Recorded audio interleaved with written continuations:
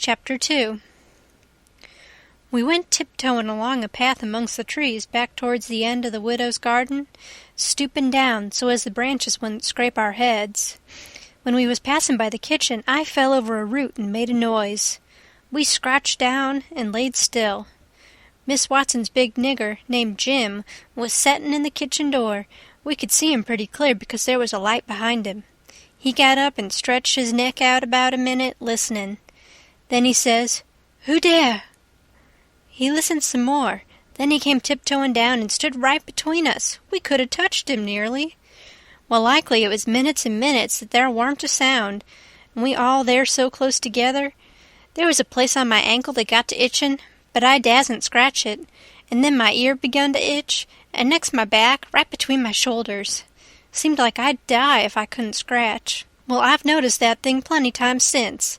If you are with a quality, or at a funeral, or trying to go to sleep when you ain't sleepy, if you are anywheres where it won't do for you to scratch, why, you will itch all over in upwards of 1,000 places. Pretty soon Jim says, "Say, who is you? Whar is you? Dog my cats if I didn't hear something. Well, I know what I's gwine to do. I's gwine to set down here and listen till I hears it again." So he sat down on the ground betwixt me and Tom. He leaned his back up against a tree and stretched his legs out till one of 'em most touched one of mine. My nose begun to itch.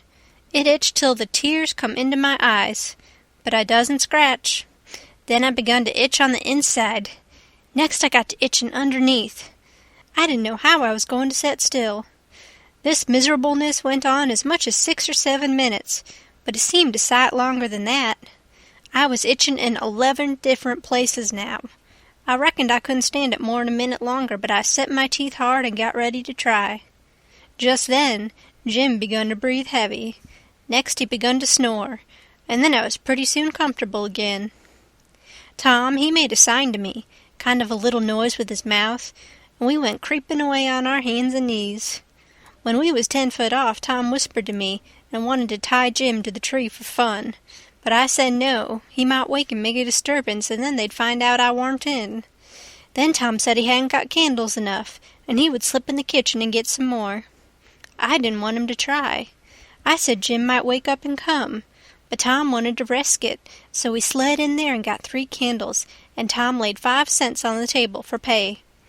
Then we got out, and I was in a sweat to get away, but nothing would do Tom, but he must crawl to where Jim was on his hands and knees and play something on him. I waited, and it seemed a good while. Everything was so still and lonesome. As soon as Tom was back, we cut along the path around the garden fence, and by fetched up on the steep top of the hill the other side of the house. Tom said he slipped Jim's hat off his head and hung it on a limb right over him, and Jim stirred a little, but he didn't wake. Afterwards, Jim said the witches bewitched him and put him in a trance and rode him all over the state, and then set him under the trees again and hung his hat on a limb to show who done it. And next time Jim told it, he said they rode him down to New Orleans, and after that, every time he told it, he spread it more and more, till by and by he said they rode him all over the world, and tired him most to death, and his back was all over saddle boils.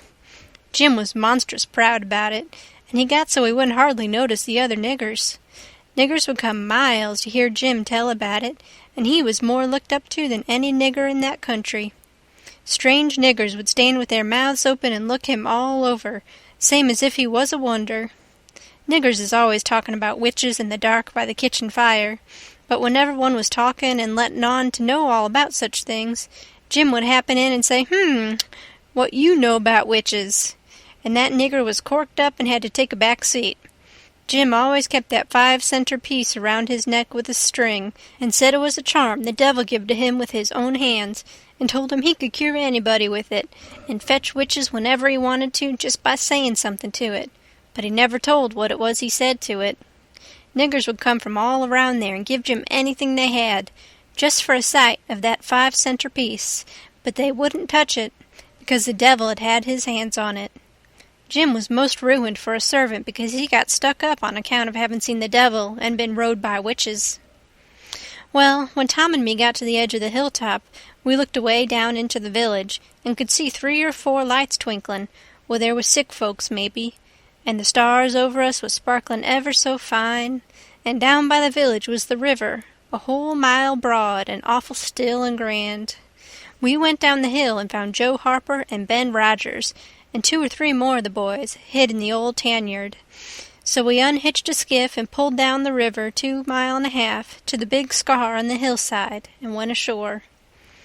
We went to a clump of bushes, and Tom made everybody swear to keep the secret, and then showed them a hole in the hill, right in the thickest part of the bushes. Then we lit the candles and crawled in on our hands and knees. We went about 200 yards, and then the cave opened up. Tom poked about amongst the passages and pretty soon ducked under a wall where you wouldn't have noticed that there was a hole. We went along a narrow place and got into a kind of room, all damp and sweaty and cold, and there we stopped. Tom says, "Now we'll start this band of robbers and call it Tom Sawyer's Gang. Everybody that wants to join has got to take an oath and write his name in blood." Everybody was willing, so Tom got out a sheet of paper that he had wrote the oath on and read it. It swore every boy to stick to the band and never tell any of the secrets, and if anybody done anything to any boy in the band, whichever boy was ordered to kill that person and his family must do it, and he mustn't eat and he mustn't sleep till he had killed them and hacked a cross in their breasts, which was the sign of the band. And nobody that didn't belong to the band could use that mark, and if he did, he must be sued, and if he done it again, he must be killed. And if anybody that belonged to the band told the secrets, he must have his throat cut, and then have his carcass burnt up and the ashes scattered all around and his name blotted off of the list with blood, and never mentioned again by the gang, but have a curse put on it and be forgot forever. Everybody said it was a real beautiful oath, and asked Tom if he had got it out of his own head. He said some of it, but the rest was out of pirate books and robber books, and every gang that was high-toned had it. Some thought it would be good to kill the families of boys that told the secrets. Tom said it was a good idea, so he took a pencil and wrote it in. Then Ben Rogers says, "Here's Huck Finn, he ain't got no family. What you going to do about him?" "Well, hain't he got a father?" says Tom Sawyer. "Yes, he's got a father, but you can't never find him these days. He used to lay drunk with the hogs in the tanyard, but he ain't been seen in these parts for a year or more." They talked it over, and they was going to rule me out because they said every boy must have a family or somebody to kill, or else it wouldn't be fair and square for the others. Well, nobody could think of anything to do. Everybody was stumped and set still. I was most ready to cry, but all at once I thought of a way, and so I offered them Miss Watson. They could kill her. Everybody said, "Oh, she'll do. That's all right. Huck can come in." Then they all stuck a pen in their fingers to get blood to sign with, and I made my mark on the paper. "Now," says Ben Rogers, "what's the line of business of this gang?" "Nothing only robbery and murder," Tom said. "But who are we going to rob? Houses or cattle or—" "Stuff! Stealing cattle and such things ain't robbery, it's burglary," says Tom Sawyer. "We ain't burglars. That ain't no sort of style. We are highwaymen. We stop stages and carriages on the road with masks on and kill the people and take their watches and money." "Must we always kill the people?" "Oh, certainly. It's best. Some authorities think differently, but mostly it's considered best to kill them, except some that you bring to the cave here and keep them till they're ransomed." "Ransomed? What's that?" "I don't know, but that's what they do. I've seen it in books, and so of course that's what we've got to do." "But how can we do it if we don't know what it is?" "Why, blame it all, we've got to do it. Don't I tell you it's in the books? Do you want to go to doing different from what's in the books and get things all muddled up?" "Oh, that's very fine to say, Tom Sawyer, but how in the nation are these fellas going to be ransomed if we don't know how to do it to them? That's the thing I want to get at. Now what do you reckon it is?" "Well, I don't know. But perhaps if we keep them till they're ransomed, it means that we keep them till they're dead." "Now, that's something like. That'll answer. Why couldn't you said that before? We'll keep them till they're ransomed to death, and a bothersome lot they'll be too, eating up everything and always trying to get loose." "How you talk, Ben Rogers. How can they get loose when there's a guard over them, ready to shoot them down if they move a peg?" "A guard? Well, that is good. So somebody's got to sit up all night and never get any sleep, just so as to watch them. I think that's foolishness.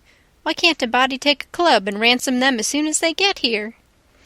Because it ain't in the books so, that's why. Now, Ben Rogers, do you want to do things regular, or don't you? That's the idea. Don't you reckon that the people that made the books knows what's the correct thing to do?